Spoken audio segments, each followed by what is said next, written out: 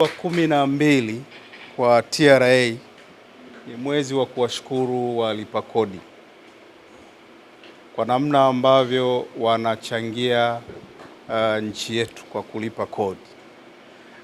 Katika kuwashukuru TRA tumeona badala ya kuwashukuru kwa maneno, njia mojawapo ya kuwashukuru ni kutoa kidogo kwa jamii.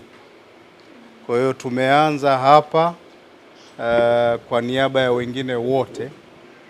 Tunachokitoa leo tunachangia kituo, lakini ni uthibitisho wa shukrani tunazozitoa kwa walipa kodi wote nchini kwa namna ambavyo wamechangia kulipa kodi kwa hiari. Kwa hiyo tunawashukuru sana walipa kodi wote nchini mkiwemo nyie.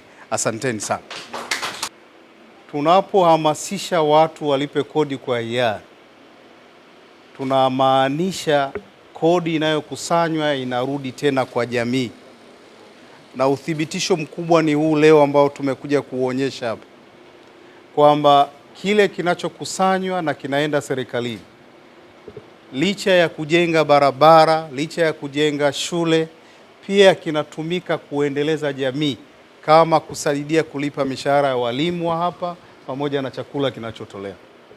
Hili liwe ni somo na liwe ni fundisho kwamba tukilipa kodi zaidi na michango ya kusaidia makundi mengi itakuwa mikubwa zaidi. Kusimama hapa ni kuwapa shukrani walezi wetu, baba yetu kamishna wa TRA kwa kitu mlichoweza kufanya. Mmekaa chini mkafikiria tunapaswa kwenda kuwaona wale watoto wenye uhitaji na kuwasaidia. Nasi sisi hisani tunasema asanteni sana kwa kitu mlichokifanya.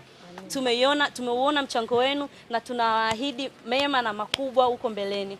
Na shukrani zangu sana ziende kwa rais wetu, mama yetu Dr. Samia Suluhu kwa kazi anayoifanya. Tunaiona kazi yake, Mwenyezi Mungu azidi kumsimamia. Amin.